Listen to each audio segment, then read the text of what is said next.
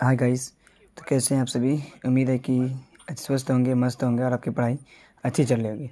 हम लोग इस वीडियो में पढ़ने वाले हैं एंटोनॉमी ऑफ द सन, यानी कि सन की जो शारीरिक रचना है उसके बारे में हम लोग पढ़ेंगे। सन की शारीरिक रचना हम लोग पिछले वीडियो में पढ़े थे। सन के बारे में, स्टार के बारे में, क्लस्टर के बारे में और गैलेक्सी के बारे में कि हमारी गैलेक्सी कौन सी है, सन कौन सी गैलेक्सी में है, सन हमसे सबसे करीब का स्टार है और सन के सबसे करीब का स्टार कौन सा है, सबसे ब्राइटेस्ट स्टार कौन, इस सब चीज़ के बारे में पढ़ते हैं। और आज हम लोग पढ़ने वाले एंटोनॉमी ऑफ द सन, यानी कि सन के शारीरिक रचना। ठीक है, सन के कितने रचना हुए हैं, सन के कितने स्ट्रक्चर हैं। तो सन के टोटल 6 स्ट्रक्चर हैं, 6 स्ट्रक्चर हैं। ठीक है, कोर, उसके बाद radiative zone, convection zone, photosphere, chromosphere और कोरोना। ये 6 गो क्या है इसके स्ट्रक्चर्स हैं सन के। ठीक है, जो सबसे इनर स्ट्रक्चर है, सबसे इनर वाला स्ट्रक्चर, इसको हम लोग क्या बोलते हैं, कोर। और सेकेंड इनर स्ट्रक्चर क्या है, रेडिएटिव जोन। उसके बाद आपका फिर कन्वेक्शन जोन है, फिर आपका फोटोस्फेयर, फिर आपका क्रोमोस्फेयर और कोरोना। जो सबसे आउटर स्ट्रक्चर है ना, ये कोरोना हमारा। ठीक है, आपको यहाँ पूछ सकते हैं कि सब सन का सबसे आउटर स्ट्रक्चर कौन सा है, तो आपका आंसर होना चाहिए कोरोना। और सेकेंड आउटर स्ट्रक्चर क्रोमोस्फेयर, और सबसे इनर स्ट्रक्चर कोर और रेडिएटिव जोन्स और कन्वेक्शन जोन्स और फोटोस्फेयर।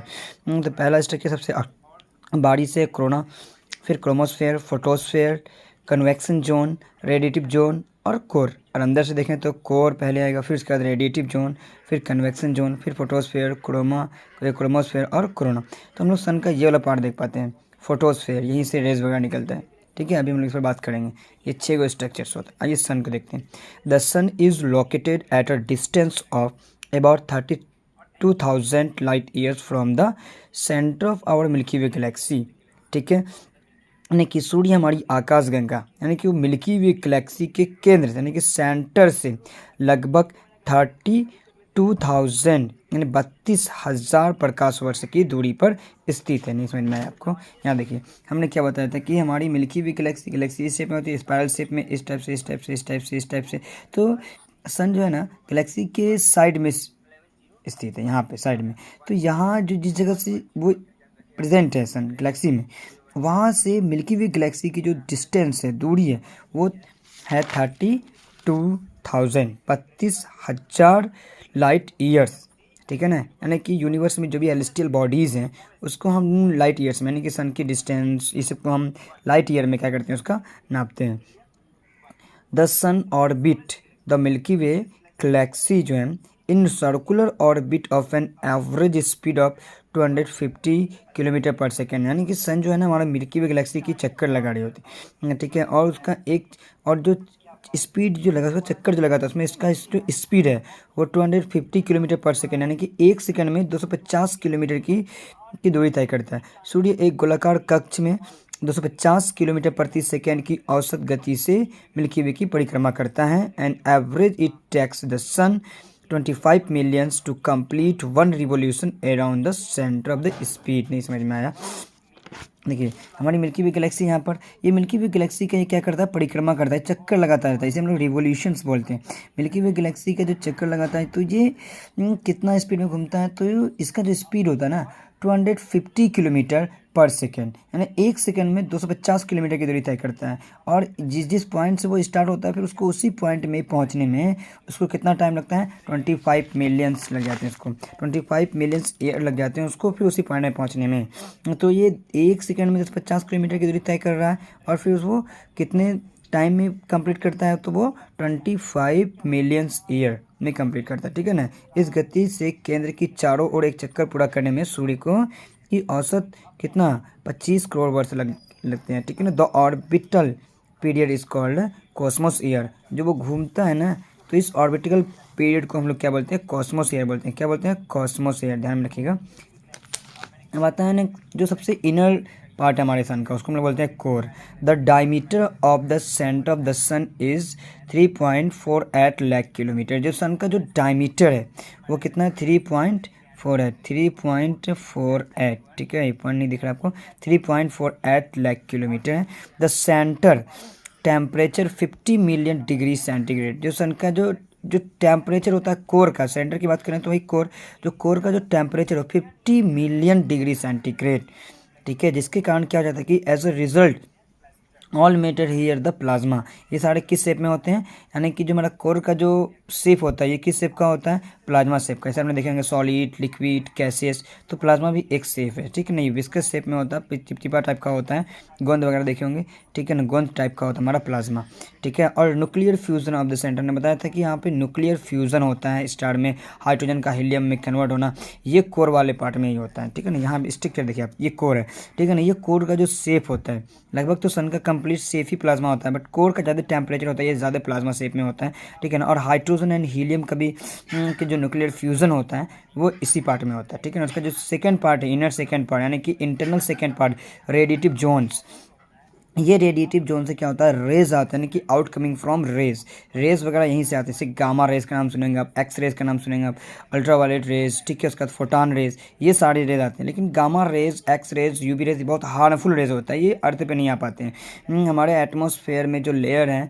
ठीक है ना, एटमॉस्फेयर उसे अर्थ पे आने नहीं देता है, ठीक है ना। फोटान रेज ही अर्थ पे आते हैं, जो हमारे रेज आते हैं, जो हमें रेज मिलता है, सन का लाइट मिलता है, ये फोटान रेज ही होता है, ठीक है। बाकी गामा रेज तो बहुत हार्मफुल होता है, एक्स रेज, ठीक है नहीं, ये हड्डी को छोड़कर बाकी सारी चीज़ों को क्या करता है, ये जला देता है। और ये अल्ट्रावायलेट रेज, ये अगर अर्थ पे आ जाता तो स्किन कैंसर होने का खतरा हो जाता, तो स्किन कैंसर हो जाता लोगों को। ये रेज ना, ये रेज और यानी गामा रेज, एक्स रेज और अल्ट्रावायलेट रेज, ये अर्थ पे नहीं आते हैं। एटमॉस्फेयर इसे क्या करता है, रोक लेता है, यानी कि अर्थ की तरफ कोई भी ऑब्जेक्ट आता है तो वो क्या करता है कि हमारी जो एटमॉस्फेयर है ना, सुरक्षा कवच का काम करता है, ठीक है, वो क्या करता है, उसे रोक लेता है, ठीक है। यानी कि अगर कोई एस्ट्रोनॉमर जो होता है या कोई रॉकेट्स अगर हम स्पेस भेजते हैं तो वो फिर अंदर कैसे आ जाते हैं, तो वो किसी एक फिक्स एंगल से अंदर आता है, ठीक है ना। अगर उस एंगल से अगर आप बाहर गए तो फिर आपको वो जाके ख़त्म कर देगा। जैसे आप कल्पना चावला स्पेस पे गई थी और वो वापस नहीं आ पाई थी, क्यों नहीं आ पाई थी, क्योंकि वो गलत एंगल से क्या की थी, अर्थ पे एंटर कर रही थी, जिसके कारण एटमॉस्फेयर को लगा कि ये कोई और ऑब्जेक्ट है जो अर्थ पे गिर रहा है और इसको नुकसान कर सकता है,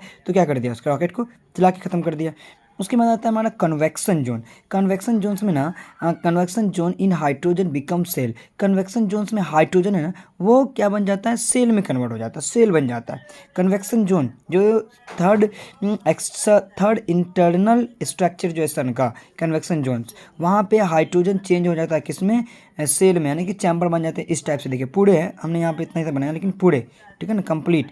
हमने सन को काट के निकाला ये, ठीक है ना, सन का थोड़ा सा काट के निकाल, केक काट के निकालते हैं ना थोड़ा सा, वैसे हम इसको काट के निकाले। Convection zone in hydrogen become cell, जो हमारा कन्वेक्शन जोन्स में हाइड्रोजन जो होता है ना, वो सेल में चेंज हो जाता है, ठीक है। अब देखिए कि क्या हम लोग भी पढ़े थे कि अर्थ के 3 पार्ट होते हैं, क्रस्ट, मेंटल और कोर, ठीक है। और जब वहाँ पे क्या होता है, अर्थ के अंदर बहुत ज़्यादा हीटेड हो जाता है तो अर्थ को फाड़ कर निकलती है वहाँ से मैग्मा, ठीक है ना, वैल्केनो एरप्ट होता है। उसी तरह से सन में भी होता है, ठीक है ना, जैसे समुद्र में भी होता है, सी में भी होता है, ओशन में भी होता है, अर्थ में भी होता है, उसी तरह से सन में भी होता है कि सन के जब कोर का टेम्परेचर हाई हो जाता है ना, तो क्या करता है, ये सन को फोड़ के बाहर निकलता है और ये सेल के बीच से, सेल के दोनों बीच से निकलता है, ठीक है ना, इसकी एनर्जी। और इससे जब इसकी एनर्जी, सन की एनर्जी जब बाहर निकलती है, जब बहुत ज़्यादा हीटेड होने के कारण, उसे हम लोग कहते हैं सोलर फ्लेम। और ये सोलर फ्लेम दिखता है सोलर सिस्टम के अंदर, ठीक है। एक होता है सोलर स्पॉट, जो एनर्जी बहुत ज़्यादा होती है वो सोलर सिस्टम में प्रवेश करती है, सोलर सिस्टम, ठीक है ना, यानी कि जहाँ पे एट प्लैनेट है वहाँ पे ये क्या करती है, इंटर करती है।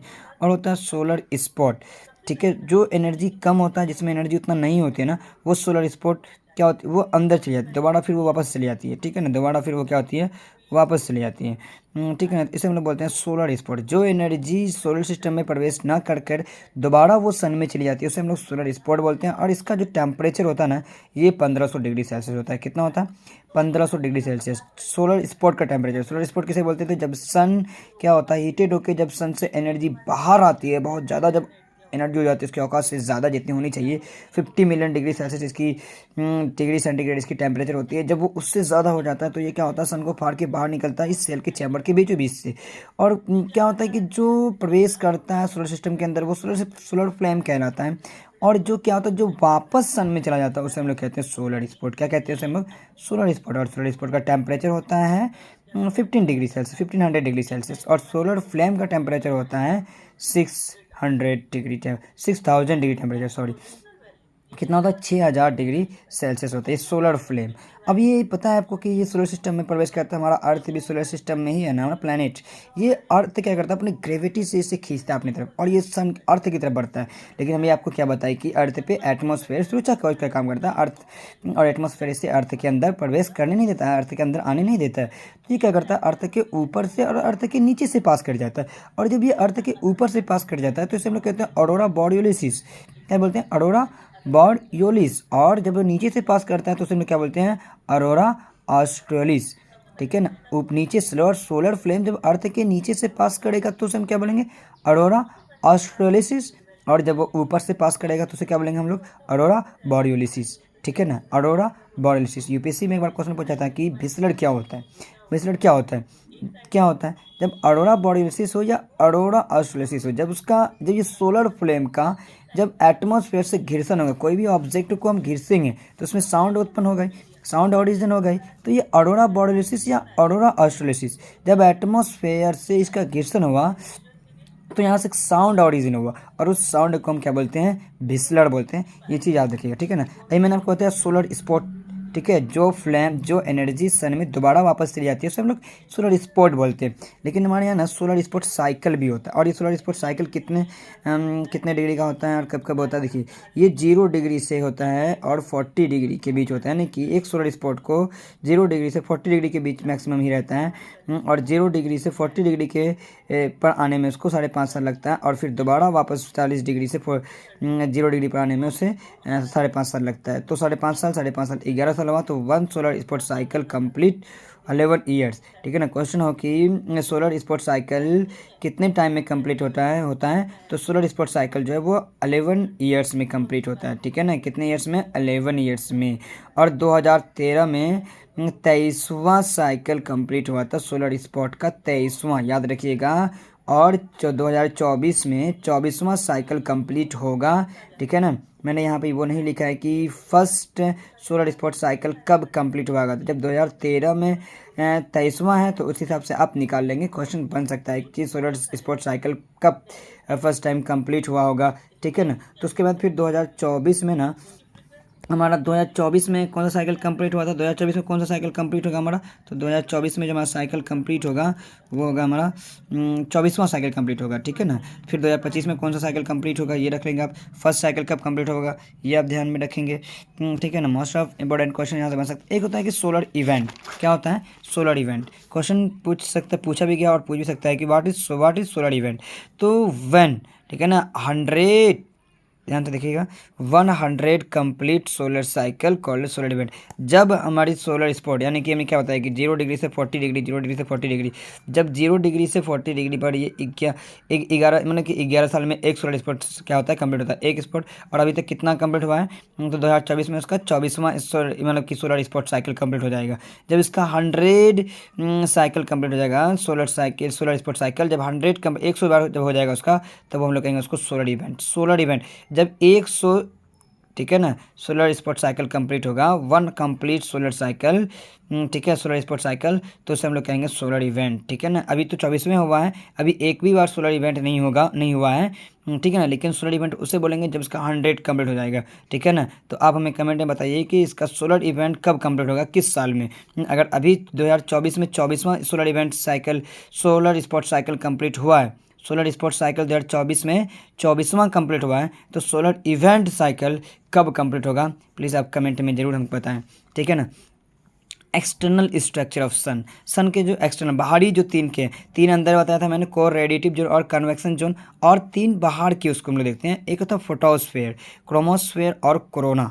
ठीक है ना, फोटोस्फेयर मैंने बताया था यही पार्ट है सन का जिसको हम लोग क्या कर पाते हैं, देख पाते हैं सुबह में, शाम में, जो सुबह में निकलता है, शाम में जो डूब जाता है, दिन भर जो हमें लाइट और एनर्जी देने का काम करता है हमारा ये सन यानी कि स्टार। इसके हम लोग फोटोस्फेयर वाले पार्ट को ही देख पाते हैं, फोटोस्फेयर वाले पार्ट को। क्रोमोस्फेयर और कोरोना, जो कोरोना है ना, corona is the crown of sun. Sun को कोरोना का ताज कहा जाता है, ताज, जिसे राजा रानी जो ताज पहनता है ना सर के ऊपर, वही कहा जाता है कोरोना को। और the temperature of corona is 27 degree lakh Celsius. जो कोरोना का जो टेम्परेचर होता है ना वो 27 लाख डिग्री सेल्सियस होता है। उसका sun, it is a star up of extremely hot gases. जो हमारा स्टार होता है ना वो बहुत हॉट गैसेस से बना होता है, पार्टिकुलर बाय हाइड्रोजन। इसमें जो सबसे ज़्यादा हाइड्रोजन होता है हमारे स्टार में 70% ऑफ हाइड्रोजन, ठीक है ना। हमारे स्टार में हाइड्रोजन होता है सबसे ज़्यादा, और कितना 70%। उसका जो हीलियम होता है, कितना होता है हीलियम, हीलियम होता है 26.5%।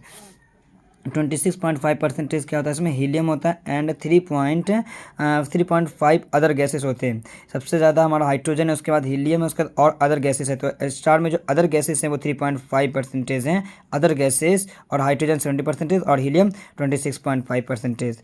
It is 109 times bigger than the earth. हमारा जो अर्थ है ना वो सन से 109 गुना बड़ा है। कितना गुना बड़ा है, 109 गुना बड़ा है, ठीक है ना, याद रखेंगे जी, 109 गुना बड़ा। एंड वेट, इसका जो वेट है ना 2 × 1027 टन्स।